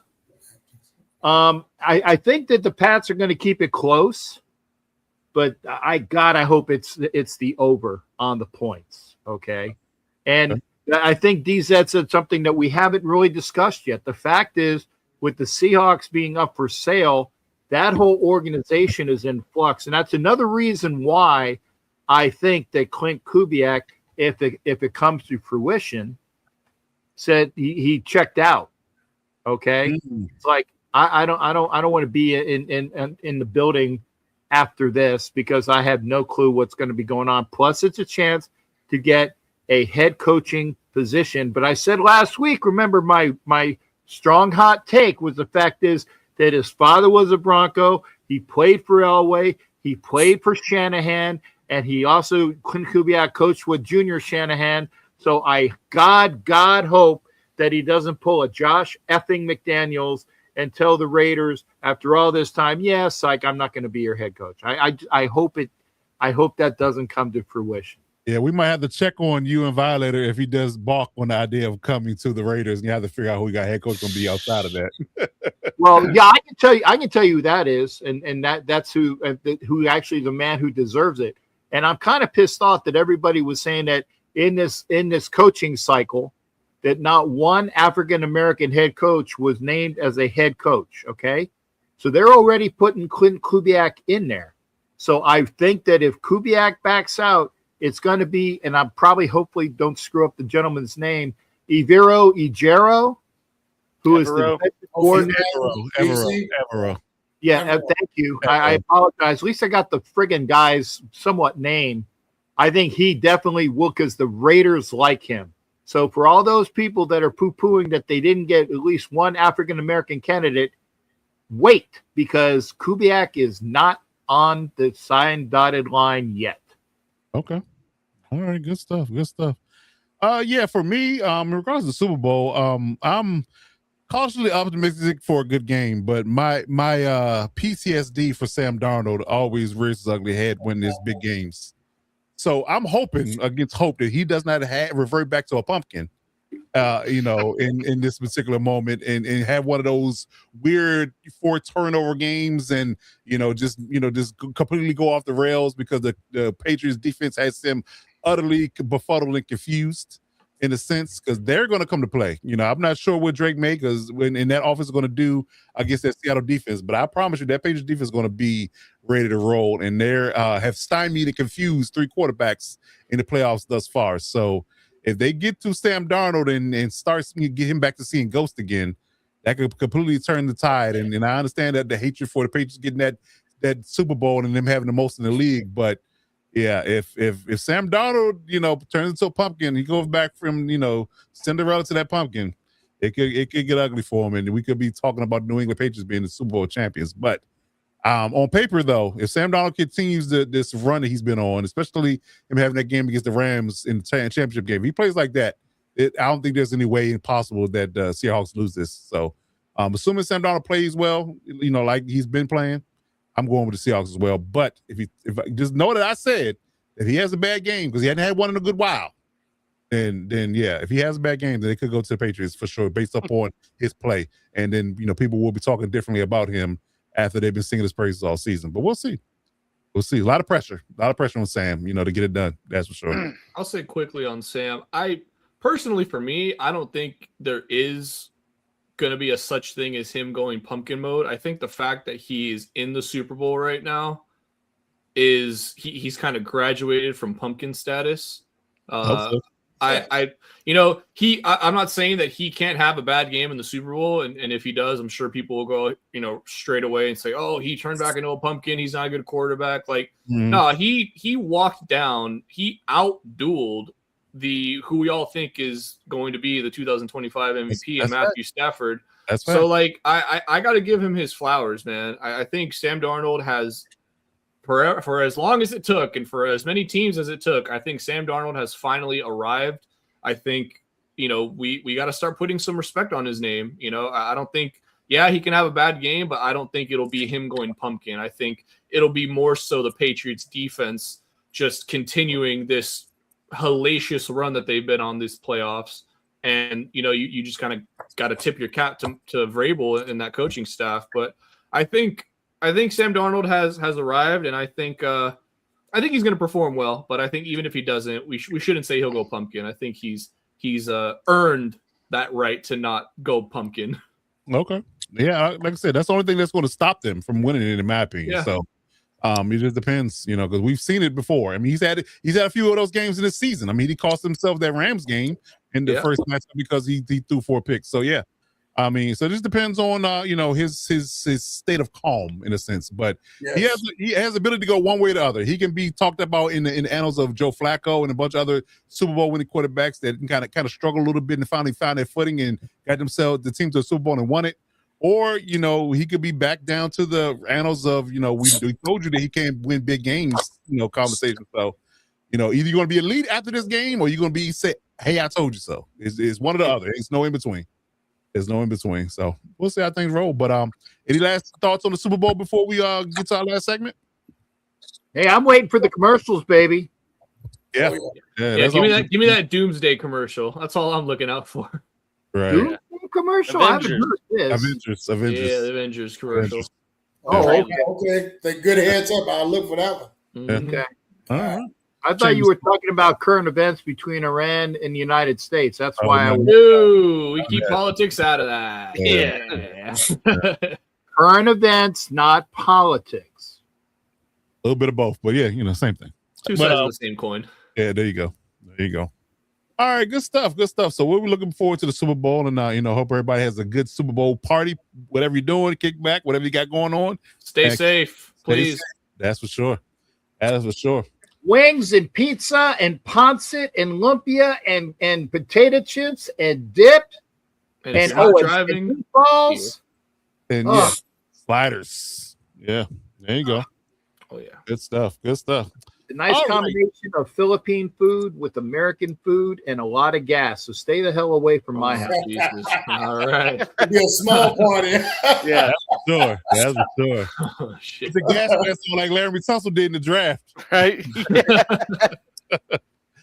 All right. So as we wrap up the show, and we always do in our ceremonial last segment of the day, we do hot takes, but we're going to put a little different spin on it this particular one because it is the last show of the regular season of 2025. So we're going to do hot takes of the off season.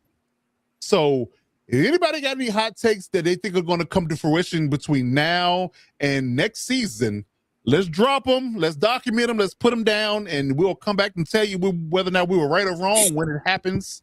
And if the ball drops, we'll let you know we were right or wrong. So who has anything for the off season that's a hot take that they want to drop for the podcast audience before we get out of here? I'm gonna say the marriage with the Bengals and Trey Hendrickson is pretty much in divorce court. There's been a few rumors about him joining our squad, but I think he's too long in the tooth for one, and he's going to bring too much of a big price tag, which we've had other places to spend that money on. So he's going to be out there. Somebody's going to pay him. Yeah, when you got Joe Burrow in the top 5 of quarterback earnings and you got 2 receivers in the top 11 of earnings, I've got to give. Someone's got to give. So you're right. You're absolutely right about that. Okay. All right, good stuff. Well, who else got hot take? I got a few, but I'll lead to the panel first. I think that Jim Schwartz will figure out how to get the hell out of Cleveland. It's going to cost the team some picks or players, but why the hell would you want to be there when you get dissed by the organization as dysfunctional as the effing Cleveland Browns? Yeah, Monken didn't have a whole lot of good things to say about him either. Yeah, he was being as civil as he could without saying this bastard needs to leave. But the Browns got him under contract, so it's up to the Browns to basically he's like twirling in a what is it, the old Saturday Night Live Fish-O-Matic, 2025, where you scale your fit. It's old, guys. It's 1972 humor from Saturday Night Live.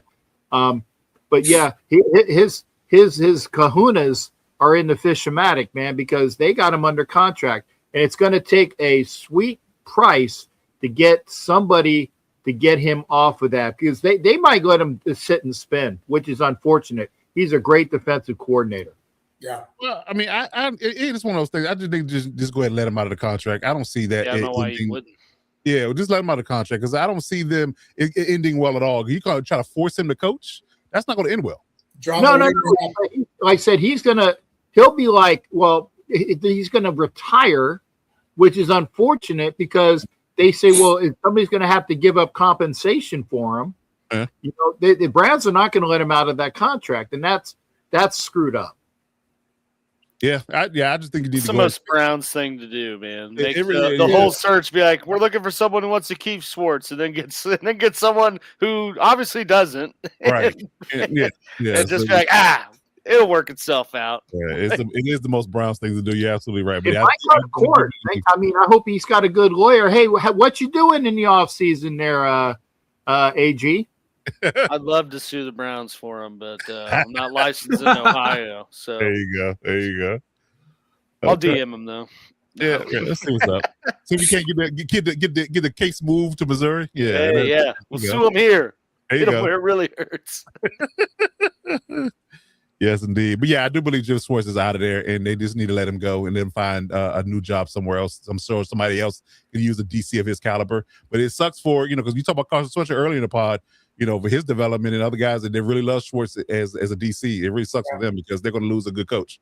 So I don't. It's a shame they can't make that work, and I don't know why they couldn't find anybody that would want, or just elevate Schwartz and let him pick his staff. That's what I would have done. But which is why I want him in Vegas. You get Kubiak in Schwartz. Yeah, I get it. Yeah, who's been a head coach before too. So that he is. Wasn't great, but it was in Detroit. Well, I mean, that was in Detroit before when they didn't know what. That was under like Matt Millen, okay? They were the Browns. They're taking wide receiver every year. There you go. One dysfunctional organization to another. The Lions and the Browns. There you go. That's what happens when you waste the Hall of Fame career of a goated wide receiver. You spend year after year trying to get him back, and it's just not. It's just not happening. There you go. There you go. All right, good stuff. All right, who else got a hot take? I'll just note mine again. I think I said it 2 weeks ago, but I believe the Chiefs will trade Trent McDuffie this offseason. From the mindset of getting another first-round pick. I think I've seen a lot of rumblings with the Rams. Our team lower in the, or later in the draft, I should say. And then my second one, maybe this is just a little bit of the fan in me wanting to speak this into existence. But if Jeremiah Love is there, the Kansas City Chiefs are taking him at number 9. I like it. Okay. Man, face that guy every year. He's going to be. That would be sick. It probably won't happen, but we'll see. Somebody's going to get a good one with him. Yeah. Hey, regardless of where he goes. I mean, when was the last time, other than when you traded up for 10 for Mahomes, that you had a high pick? That's the last time. 2013 when they had the number 1 pick. It took Eric Effin Fisher.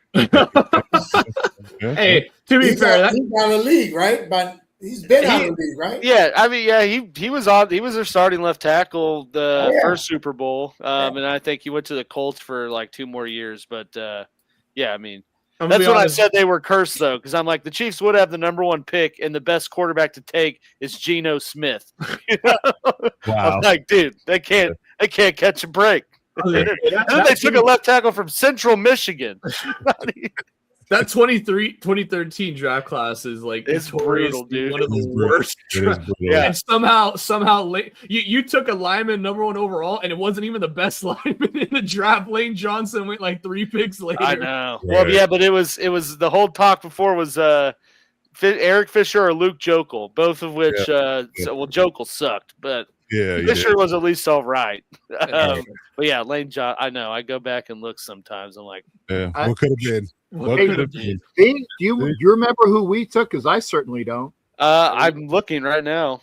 You guys took DJ Hayden, corner, 12th overall from Houston. There you took Fluker, right? DJ Fluker. Oh God, Christ! Big old Fluker. First of all, with a name like Fluker, you should know better. Just the name alone tells you that it's not right. But quite literally, this was a terrible draft. Ezekiel Ansah. Eric Fisher was a Pro Bowler. He's on there. Mm-hmm. But top 5 picks were Eric Fisher, Luke Jokel, Deion Jordan, Lane Johnson, and then Ezekiel Ansah. So not only Hall of Fame on that one is Lane. Actually, I think that the Dolphins traded to us. Now that I remember that, the Dolphins traded up to 3, and we went down to where the Dolphins were for Deion. What's his name? Deion Jordan. He was awful. He was awful too. Yes, I remember now. I was sitting down in Guantanamo protecting. Well, never mind. Literally, probably the best pick from that first round was DeAndre Hopkins. I'd still give it to Lane Johnson. Exactly. I guess respectfully. Yeah, Avon Austin. His career. Yeah. Okay. All right. Yeah, it was a rough little walk down memory lane there, but that was the last time they picked this high cap. Yeah. There you go. Okay. All right. So, any more hot takes? Any more? Okay. I kind of have a bit of a hot take. I don't know how hot it is because I think a lot of people are kind of maybe expecting him to do this, but I do think this is the year that Khalil Mack retires. Yeah. I think this is when he's going to hang it up, which is truly unfortunate because he was one of the greatest pass rushers of this past era. That era, and no doubt. He doesn't even have a singular playoff win to show for it. That is just what's crazy though is criminal. He has given every team like the same stats. Yep. Yes, same like production. He's had 3 Hall of Fame-esque careers with 3 different teams. Right. Yep. 3 different arcs, all the same production, and it's all good. And Well, it's all- the one fantastic thing about that is that once he retires, I have Khalil Mack jerseys that I can wear that are the $300 jerseys. Archie got his on now. Yes, sir. $300 jerseys, and I refuse to wear them especially when he's a gargler. I said I will wait until he is not in the league anymore, and then I will proudly wear my Khalil Mack jersey. I mean, I stopped calling him 50 Who a while ago. That's what I used to call him on the show. Put some 50 respect Who. on it. Yeah. But respect for Khalil, and I even got his name correctly, Khalil Mack, and a great player that he is, and yeah, please retire because I got these jerseys I've been wanting to wear for years.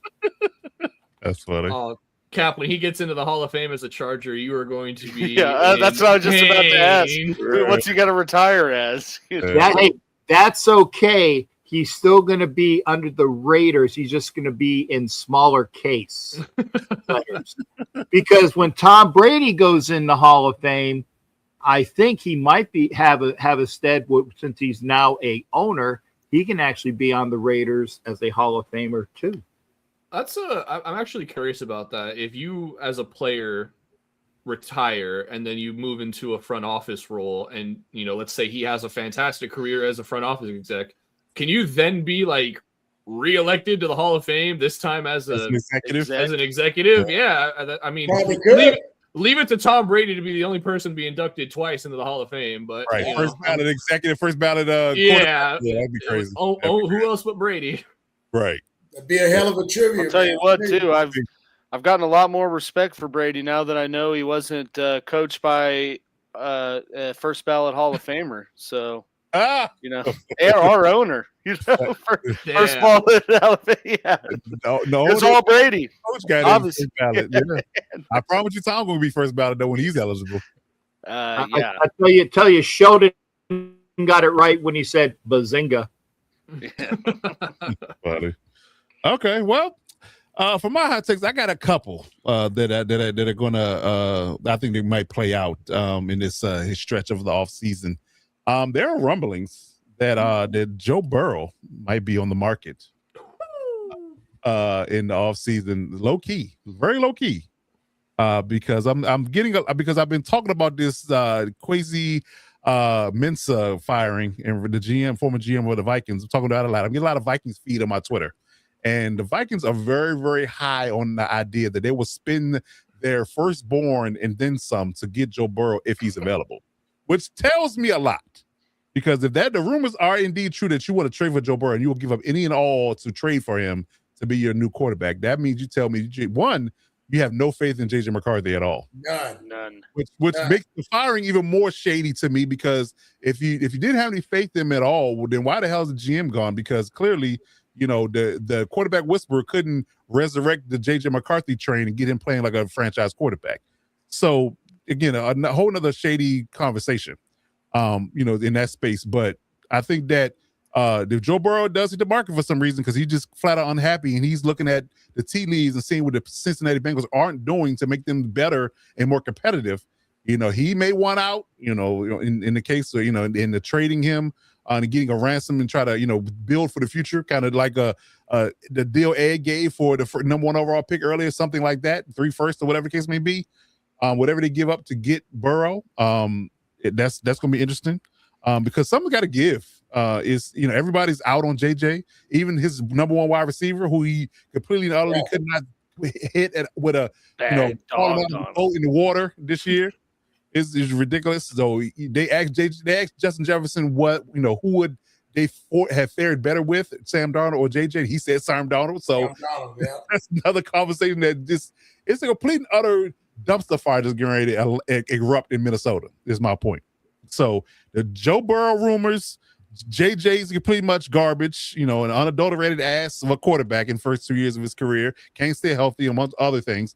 Justin Jefferson is unhappy. If he sticks with JJ, I got a feeling he's going to request a trade. So I got a feeling that at the end of this end all be all, even if Joe Burrow does not get moved, that uplifting of Kevin O'Connell in that particular regime is going to be gone between now and next season. So I'm looking at a lot of fallout from what Cincinnati's going to do and what Minnesota's going to do. And it's going to be a situation where, it's going to be a lot of changes in both organizations, when we talk about this at the Super Bowl time next year. So we'll look out for that. So I'm looking for that to change, amongst other things. So we'll see. But yeah, I think Joe Burrow and it might be headed for a divorce, and Minnesota's going to blow their whole organization up and start over. Oh, I thought you were going to say Wad. I was waiting for it. Load Wad. Yeah. Let me ask you this, Cap and Violator. Would you guys trade your number 1 pick for Joe Burrow? No. Wow. Oh, okay. Why? Honestly, that's kind of like, I kind of respect that, because I think Joe Burrow has shown he's injury prone. He's older. Why are you gonna, I feel like trade it for Lamar. No. Wow. Wait. We're at 150, right? Fuck no. Hey, I'm just asking. No. Yeah, that's fair. Josh Allen? No. Mahomes. Okay. I think it's the age aspect. I feel like if you're going to make it. With us, we've done retread after retread. Yeah, after retread. Get your own, get homegrown, and bring him up. And someone that's cheap.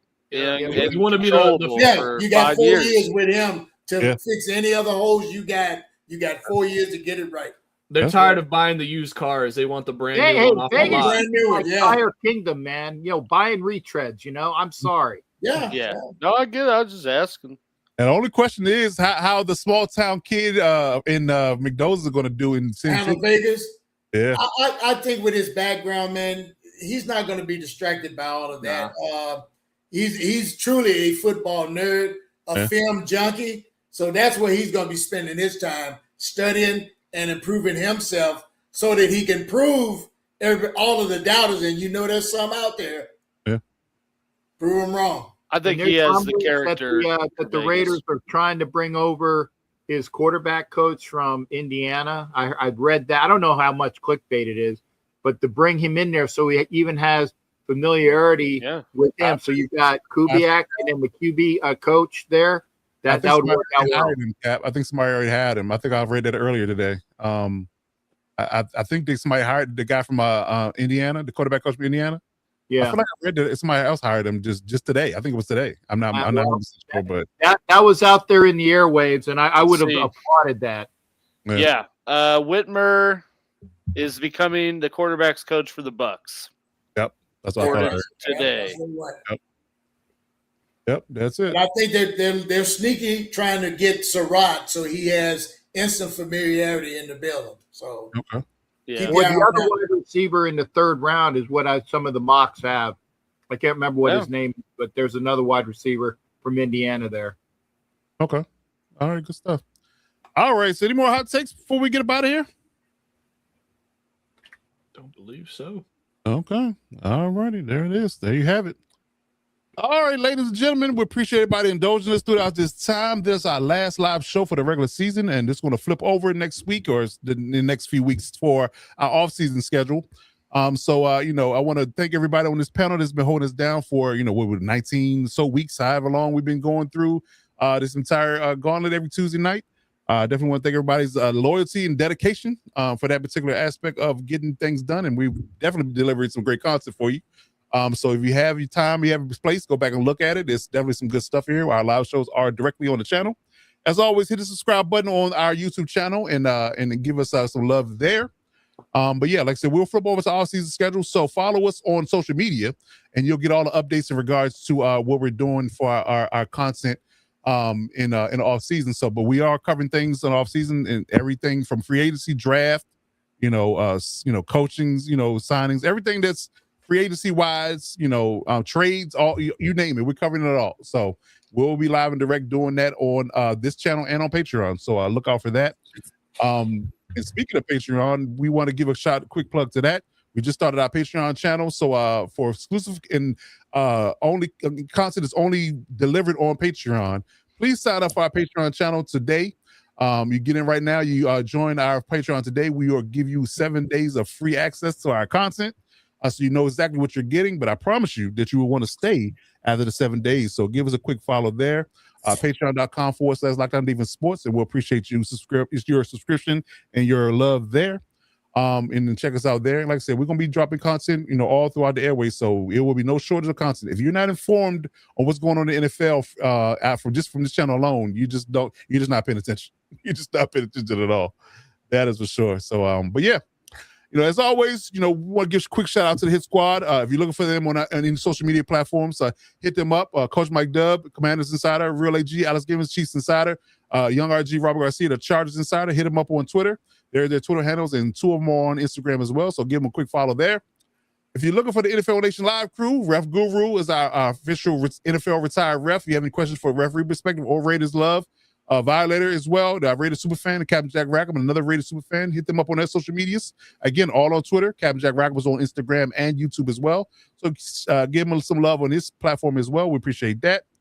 If you're looking for the Lockdown Defense Sports Network, like I said, follow us on these particular platforms. We're going to keep you updated and live and direct on what we're doing each and every week. It follows our off-season content and where we're going to do live shows. We're going to flip over to our off-season Blitz live shows, every so often, probably at least once a month, or covering happening events when free agency opens, when trades happen, when all the big news happens, and we do our mock drafts and things of that nature. We're going to be dropping content and live and direct for you there. So please watch our social media platforms so we can keep you updated on that.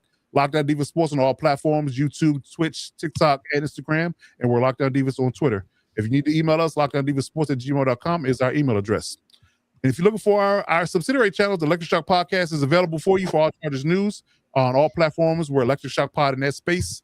On all platforms, YouTube, Twitter, Instagram, TikTok, and Facebook. So drop us a line there if you're looking for anything and all things Chargers news, so we can drop you a line there. And that's going to do it for us, man. We are done and we're in the bag, man. So again, I want to appreciate it. I want to give a quick shout out to my panel here, the Hit Squad, NFLNetwork Live crew. I appreciate everybody's support throughout this journey in the 2025 season. We had a great run. And we'll be back, throughout the offseason to drop content for you and let everybody know what we're doing in all season. But any final words, any final thoughts before we get up out of here? Be Come safe, find everybody. me at the draft, man. Come find me at the draft. I'm sorry, RG. I didn't No, realize. you're good. You're good. Yeah. I I'll was be just there. gonna say, be safe. Enjoy the Super Bowl. Enjoy this last game of the season, y'all. It's been a great season, no doubt. Amazing cast here that we have. So yeah, give everybody a follow. Great group of guys here, and we love talking sports, and we appreciate everybody who's tuned in and week out. For sure. I just want to say I've had a blast, man, working with you gentlemen, talking ball. This never gets old. And looking forward to the next season. Whenever we come on, man, just it makes you pay more attention to sports than you usually do. I mean, because I'm not an analytics guy. I'm not a big numbers guy. But, man, when you give us the assignments, I go and dig in, man. It just you learn so much stuff just by looking around. Absolutely, for sure. Yeah. Okay, all right. I'm sorry I missed my assignment. I didn't know how many yards that Jackson Dart had or the yards Scatterboo has, but I did remember that he did do stupid things at a WWE event. right after he broke his ankle. Yeah, that's the crazy part. That's crazy. But walk around in the walking boot, but he's shoving people at WWE events. That's crazy. Okay. All right, good stuff, gentlemen. Like I said, I want to, again, thank everybody and shout out to Ref Guru, who is not here with us today. Here with us in spirit. He's doing this thing and on travel. Appreciate his content throughout this particular season as well. He's been great with his Ask the Ref segment, so that's been good as well. So yeah, man. So like I said, we'll be here. We're not leaving. We're just not gonna be on that same normal schedule, but we're gonna be here dropping content. So hit that subscribe button on any of our platforms so you know exactly when we drop videos. So, but for me, Coach Defense, that is Young RG, Robert Garcia, that is the real AG Alex Givens, that is Captain Jack Rackham, that is Violator, the man, the myth, the legend himself, and as always, the man with the mic drop, Coach Mike Dubb, bringing it to you live. And we'll be back with more content throughout the off season.